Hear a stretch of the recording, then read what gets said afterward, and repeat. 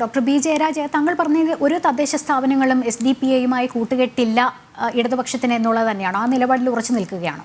തീർച്ചയായും. കാരണം അത്തരം പുറത്തുനിന്ന് പിന്തുണ കൊടുത്തിട്ടുള്ള പല സ്ഥലങ്ങളിലും അത് വേണ്ട എന്ന് തന്നെ വെച്ചിട്ടുണ്ട്. അങ്ങനെ ഇല്ലായിരുന്നു എന്ന് ഞാൻ പറയുന്നില്ല, പിന്തുണയോടെ ഭരിച്ചിട്ടുണ്ട്. പക്ഷെ അത്തരം പിന്തുണ കൊടുത്ത സ്ഥലങ്ങളിലെല്ലാം വേണ്ട എന്ന് തീരുമാനം എടുക്കുകയും ചെയ്തിട്ടുണ്ട്. അത് വളരെ കൃത്യമായിട്ട് എനിക്ക് അറിയാവുന്ന വിവരമാണ്. അല്ലാതെ എവിടെയെങ്കിലും ഈരാറ്റുപേട്ടയിൽ PC ജോർജ് പറഞ്ഞു വരുന്ന കാര്യമില്ല. വീണ്ടും ആവർത്തിക്കുന്നില്ല. യാതൊരു സംശയം വേണ്ട. UDF-വുമായിട്ട് ചർച്ച നടത്തിയതിനു ശേഷമാണ് ഇത്തരം ഒരു തീരുമാനത്തിലെത്തിയത്. അല്ലാതെ ചുമ്മാതെ കയറി അവരെങ്ങും അവർ പിന്തുണയൊന്നും കൊടുക്കത്തില്ല. ഹസന്റെ അതിനുശേഷം ഉണ്ടായിരുന്ന MM ഹസന്റെ സ്റ്റേറ്റ്മെന്റ് ഉണ്ടായിരുന്നു. അതിനുശേഷം 2 ദിവസം കോൺഗ്രസ്സുകാർ മിണ്ടായിരുന്നു.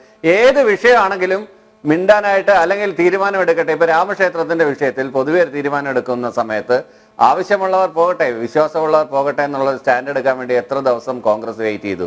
അതുപോലെ തന്നെ SDPI ആയിട്ടുള്ള ബന്ധത്തിന്റെ ഇത് രണ്ടും, ഞാൻ ഭൂരിപക്ഷ വർഗീയതയുടെ കാര്യവും ന്യൂനപക്ഷ വർഗീയതയുടെ കാര്യവും ഒരേപോലെ തന്നെയാണ് കാണുന്നത്. കോൺഗ്രസിന്റെ ഇരട്ടത്താപ്പ്. അപ്പോൾ ആരാണ് ഈ 10 വർഷം അല്ലെങ്കിൽ 7 വർഷം ഭരണം കിട്ടാത്തതിൽ ഏറ്റവും അധികം ഫ്രസ്ട്രേറ്റഡ് ആയിട്ടുള്ളത്? കേരളത്തിലെ കോൺഗ്രസ് പാർട്ടിയാണെന്ന് എല്ലാവർക്കും അറിയാം. അതുകൊണ്ട് ബൈ ഹുക്ക് ഓർ ക്രൂക്ക് ആരുടെ എങ്കിലും കാലിൽ പിടിച്ച് കുറച്ച് സീറ്റ് ഒപ്പിക്കാമെന്നുള്ള ഒരു രീതിയിലാണ് കോൺഗ്രസിന്റെ പോക്ക്. അതിനകത്ത് യാതൊരു സംശയം വേണ്ട. അത് തന്നെയാണ് അവർ തുടർന്നുകൊണ്ടിരിക്കുന്നതും. ഇന്നെന്തായാലും അതിൽ നിന്നൊരു മാറ്റം ഉണ്ടായിട്ടുണ്ട്. ഇന്നലെ ഈ ക്യാമ്പയിന്റെ കാര്യം പറഞ്ഞു. ഈ KPCC വിചാര വിഭാഗം അടച്ചുവിടുന്ന ചില വീഡിയോസ് ഉണ്ട്, കള്ള വാർത്തകളുണ്ട്. ആ വാർത്തകളെല്ലാം അതുപോലെ വന്നിരുന്നാണ് ഇവിടെ പറയുന്നത്. യഥാർത്ഥത്തിൽ അതൊക്കെ സത്യമാണെന്നാണ് അഡ്വക്കേറ്റ് സോയ വിശ്വസിച്ചിരിക്കുന്നതെന്ന് എനിക്ക് തോന്നുന്നു. താങ്കൾ ഒരു ഫാക്ട് ചെക്ക് നടത്തണമെന്ന് അത്യാവശ്യമാണ്. പ്രത്യേകിച്ച് ഇതുപോലെയുള്ള ഫ്ലോറിലൊക്കെ വന്നിരുന്ന് സംസാരിക്കുമ്പം അപഹാസ്യരാവാനുള്ള സാധ്യതകൾ വളരെ കൂടുതലാണ്. അതുകൊണ്ട് be careful about that before making any statements regarding this thing എന്നാണ് എനിക്ക്. കോൺഗ്രസ് പ്രവർത്തകർ എന്നുള്ള രീതിയിൽ പിന്നെ ഈ പറഞ്ഞ പോലെ ബാലിശമായ ആരോപണങ്ങൾ കൈരളി ചാനലാണ് കാണുന്നത്. പോരാളിഷ ഇതൊക്കെ എന്ന് വെച്ചാൽ നിലവാരം കുറഞ്ഞ ആരോപണങ്ങളാണ്. അതൊക്കെ ഏതെങ്കിലും ഒക്കെ എന്താണ് ഈ പറയുന്നത്?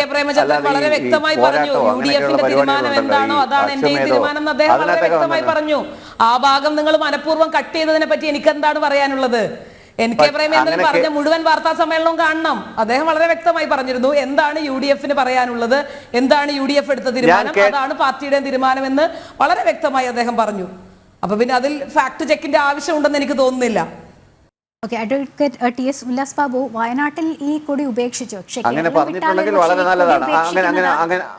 ഡോക്ടർ ബി ജയരാജ്, ഞാൻ ഇടപെടുകയാണ്. അഡ്വക്കേറ്റ് TS ഉല്ലാസ് ബാബു, ഈ കേരളം വിട്ടാൽ ഈ കൊടി ഉപേക്ഷിക്കുന്ന CPM-നും കോൺഗ്രസിനും സൗകര്യമാണ്. കാരണം വയനാട്ടിലെ മത്സരമല്ല ഡൽഹിയിൽ ചെല്ലുമ്പോൾ ഈ അനുരാജയും രാഹുൽ ഗാന്ധി എത്രത്തോളം സൗഹൃദത്തോടെയാണ് മുന്നണിയിൽ ഇടപെടുന്നത് എന്നുള്ളത് നമുക്കറിയാവുന്നതാണ്. അല്ല, വയനാട്ടിൽ തന്നെ ആനി രാജയുടെ തെരഞ്ഞെടുപ്പ് പ്രചരണാർത്ഥമാണെന്നാണ് എൻ്റെ വിശ്വാസം. സബ്ജക്ട് ടു കറക്ഷൻ, അയാളെ പിണറായി വിജയൻ പറഞ്ഞ വാക്കുകൾ എൻ്റെ കയ്യിലുണ്ട്. ഞാൻ നിങ്ങൾക്ക് വേണമെങ്കിൽ കേൾപ്പിച്ചു തരാം. അദ്ദേഹം അതിൽ പറയുന്നു, രാഹുൽ ഗാന്ധി ഇവിടെ വന്ന് മത്സരിക്കാൻ പാടില്ലായിരുന്നു, KC വേണുഗോപാൽ ഇവിടെ വന്ന് മത്സരിക്കാൻ പാടില്ലായിരുന്നു. ഞങ്ങൾ അവിടെ ഒരുമിച്ച് മതേതരത്വം, ഇവരിടയ്ക്കിടയ്ക്ക് പറയുന്ന കാര്യമാണല്ലോ, മതേതരത്വം, വർഗീയവാദം, ജനാധിപത്യത്തിനുള്ള മേൽ വരുന്ന ധ്വംസനം, ഫെഡറൽ സംവിധാനത്തിന് ഏൽക്കുന്ന മൂല്യച്യുതി, അങ്ങനെ കുറെ ഭാഷകളുണ്ട്. അത് കമ്മ്യൂണിസ്റ്റ് പാർട്ടിയുടെ താഴെ തട്ട് ബ്രാഞ്ച് മുതൽ അങ്ങ് മുകളിൽ വരെ അവരോട് പറയാൻ പറഞ്ഞിട്ടുള്ളതാണ്.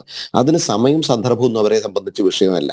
അങ്ങ് വെച്ച് കലക്കിക്കൊള്ളണം. ആര് ചോദിച്ചാലും ഇങ്ങനെ 5-8 ഭാഷകൾ പറയണം. അതൊക്കെ നഷ്ടം സംഭവിച്ചിരിക്കുക എന്ന് പറയണം. അല്ലാതെ അവനവന്റെ രാഷ്ട്രീയ പാർട്ടി ഇന്ന് കോൺഗ്രസിന്റെ തോളിൽ കയറി ഡൽഹിയിൽ പോയി നിൽക്കേണ്ട അവസ്ഥയിലേക്ക് എത്തി എന്നുള്ളത് ഉൾക്കൊള്ളാൻ ഇവർ തയ്യാറാകുന്നില്ല എന്നുള്ളതാണ്. കമ്മ്യൂണിസ്റ്റ് മാർക്സിസ്റ്റ് പാർട്ടിക്ക് ഒരു പ്രധാനമന്ത്രിയെ ചൂണ്ടിക്കാണിക്കാനുണ്ടോ? അപ്പോൾ അവർ പറയും ഞങ്ങൾ ഐക്യമുന്നണിയുടെ ഭാഗമാണ്, ഞങ്ങൾ ഒരു സ്ഥാനവും വേണ്ട എന്ന് പറഞ്ഞ് ഒരു കാലഘട്ടത്തിൽ ഞങ്ങൾ പിന്തുണ കൊടുത്തിട്ടുണ്ട്. അങ്ങനെയല്ലല്ലോ സാർ.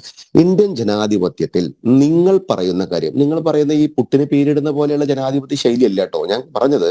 ഇന്ത്യയുടെ ജനാധിപത്യ വ്യവസ്ഥയിൽ നിങ്ങൾ പറയുന്ന കാര്യങ്ങൾ പൊതുസമൂഹം കൃത്യമായി അംഗീകരിച്ചിട്ടുണ്ട് എങ്കിൽ എന്തുകൊണ്ട് നിങ്ങൾക്ക് ഇന്ത്യൻ ജനാധിപത്യത്തിൽ ഭാരതീയ ജനതാ പാർട്ടി നേതൃത്വം നൽകുന്ന NDA സർക്കാരിനെ 10 വർഷമായി നേരിട്ട് തോൽപ്പിച്ചതിന് ശേഷം അധികാരത്തിൽ വന്ന് നിങ്ങൾ വിശ്വസിക്കുകയും നിങ്ങൾ സ്വപ്നം കാണുകയും ചെയ്യുന്ന ഒരു രാജ്യശൈലി ഉണ്ടാക്കാൻ നിങ്ങൾക്ക് സാധിക്കുന്നില്ല? സ്വാഭാവികമായിട്ട് ജനങ്ങളുടെ മാൻഡേറ്റ് നിങ്ങൾക്ക് അനുകൂലമല്ല. കോൺഗ്രസിന്റെ രാഷ്ട്രീയത്തിൽ കോൺഗ്രസ് ഈ പറയുന്ന പോലെ ഇവിടെ SDPI പിന്തുണ കൂടും, തൊട്ടപ്പുറത്ത് വേറെ സംഘടനയായി പിന്തുണ കൂടും, അവിടെ പോയി കഴിഞ്ഞ CPM-മായി ഒരുമിച്ച് മുന്നോട്ട് പോകും, ഒരേ വേദിയിൽ അവർ കയ്യിതിങ്ങനെ കൂട്ടിപ്പിടിച്ച് ഉയർത്തിപ്പിടിച്ച് ഒരുമിച്ച് മുന്നോട്ട് പോകും. സീതാറാം യെച്ചൂരിയും രാഹുൽ ഗാന്ധിയും ഒരേപോലെ ചിന്താഗതി, ഒരേപോലെ ശൈലി.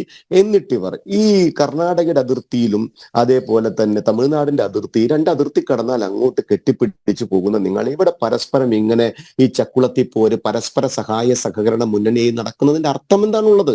ഞങ്ങൾ കൃത്യമായി പറയുള്ളൂ. ഇത് ഈ രണ്ടു പേരടങ്ങുന്ന അവിശുദ്ധ കൂട്ടുകെട്ടും BJP-യും തമ്മിലുള്ള തെരഞ്ഞെടുപ്പ് മത്സരമാണ്. ജനാധിപത്യത്തിന്റെ ഏറ്റവും വലിയ ഒരു മത്സരം തന്നെയാണ് നടക്കുന്നത്. ആ മത്സരത്തിൽ കേരളത്തിൽ ലക്ഷ്മി എഴുതി വെച്ചുകൊള്ളൂ, കേരളത്തിൽ നിന്ന് MP-മാർ ഭാരതീയ ജനതാ പാർട്ടിയുടെയും NDA മുന്നണിയുടെയും ഭാഗമായിട്ട് ഡൽഹിയിലേക്ക് യാത്ര ചെയ്യും. ഇടതുപക്ഷ രാഷ്ട്രീയ സംഘടനയും വലതുപക്ഷ രാഷ്ട്രീയ സംഘടനയും മത്സരിക്കുന്നത് ഭാരതീയ ജനതാ പാർട്ടി എന്ന് പറയപ്പെടുന്ന NDA സഖ്യത്തിനെ പ്രതിപക്ഷത്തിരിക്കുന്നതിന് വേണ്ടിയാണ് എന്നുള്ളത് നിസ്സംശയം ഞാൻ പറഞ്ഞു തരാം.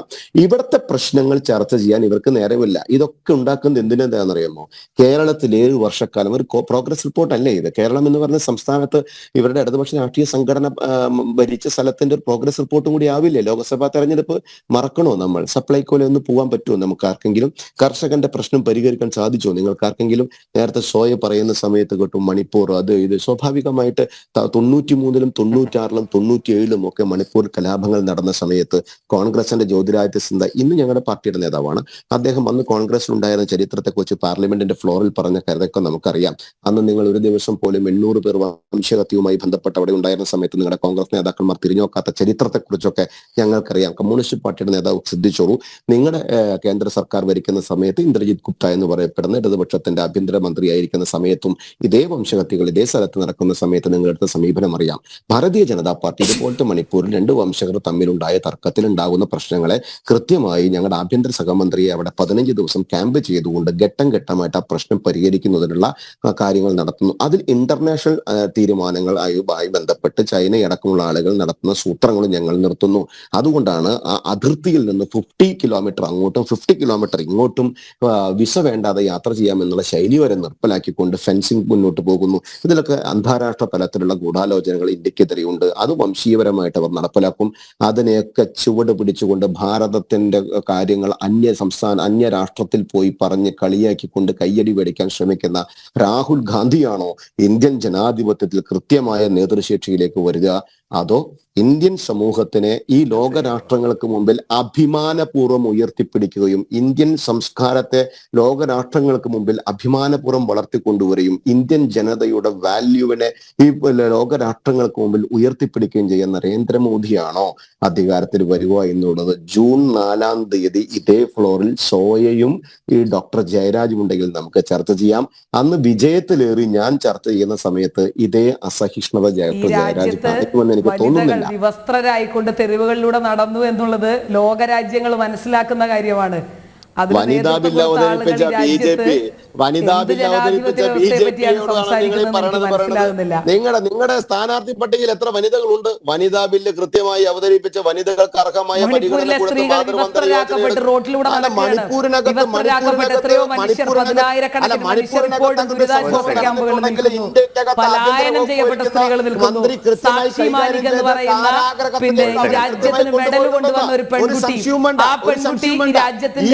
രാജ്യത്തിന് മുൻപിലേക്ക് വെച്ചുകൊണ്ട് പോവാണ്. ബ്രിജ്ഭൂഷൺ എന്ന് പറയുന്ന ഈ ഫെഡറേഷന്റെ നേതാവിനെതിരെ ലൈംഗിക ആരോപണവുമായി ബന്ധപ്പെട്ടിട്ടുള്ള കേസുകൾ നടക്കുമ്പോൾ അത് BJP-യുടെ നേതാവാണെന്ന് പറഞ്ഞുകൊണ്ട് എല്ലാ പരിരക്ഷയും ഒരു അക്രമം നടന്നിട്ടുണ്ടെങ്കിൽ ആ അക്രമത്തിന് ഇരയായവർക്കൊപ്പം നിന്ന സർക്കാരാണ് ഞങ്ങൾ. അല്ലാതെ നിങ്ങളുടെ രാഷ്ട്രീയ ശൈലിയല്ല ഞങ്ങൾക്ക്. അത് സ്വയം മനസ്സിലാക്കിയാൽ സ്വയക്ക് നല്ലത്. ഞാൻ ഇടപെടുകയാണ്. ഇടവേളയ്ക്ക് ശേഷം പെട്ടെന്ന് തിരിച്ചെത്താം. ഡോക്ടർ സോയ ജോസഫ്, ഒരുപക്ഷെ അങ്ങനെ ഒരു ചർച്ച നടന്നിട്ടില്ല SDPIയും UDF നേതൃത്വവും തമ്മിൽ എന്ന് പറയുമ്പോഴും എന്തുകൊണ്ട് SDPI UDFന് കൈകൊടുക്കാൻ തീരുമാനിച്ചു, പരസ്യമായി തങ്ങളുടെ നിലപാട് വ്യക്തമാക്കി എന്നാണ് കോൺഗ്രസിന് അതിൽ മറുപടി പറയേണ്ട ഒരു ബാധ്യതയില്ല? അതെന്തുകൊണ്ടായിരിക്കും?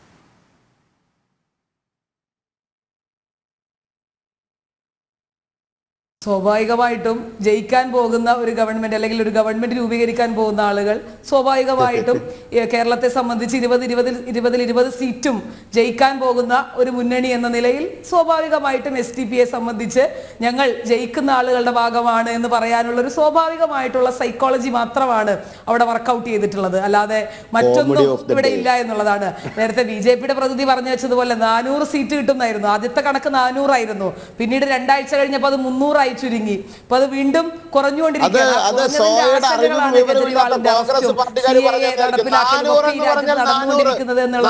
നമുക്ക് യാതൊരു സംശയവുമില്ലാത്ത കാര്യമാണ്.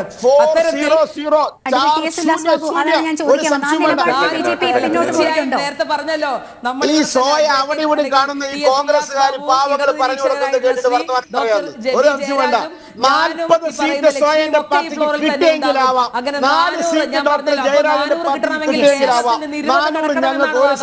കേരളത്തിൽ നിന്ന് 20 കടന്നാലാണ് 400 കിട്ടുക.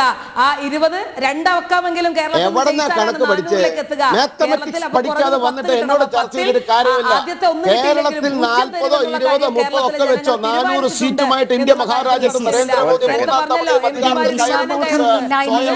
നേതൃത്വമില്ലായ്മയിൽ നിന്ന് കരകയറിയാൽ മാത്രമേ കോൺഗ്രസിന് ഒരുപക്ഷെ ഇപ്പോഴുള്ള ആശയക്കുഴപ്പങ്ങളിൽ നിന്ന് കരകയറാൻ സാധിക്കൂ എന്നാണ് പൊതു സമൂഹം വിലയിരുത്തുന്നത്. എന്തായാലും ഈ ചർച്ചയിൽ പങ്കെടുത്ത എല്ലാ അതിഥികൾക്കും നന്ദി. ജനസഭയ്ക്കുള്ള സമയമായിരിക്കുന്നു.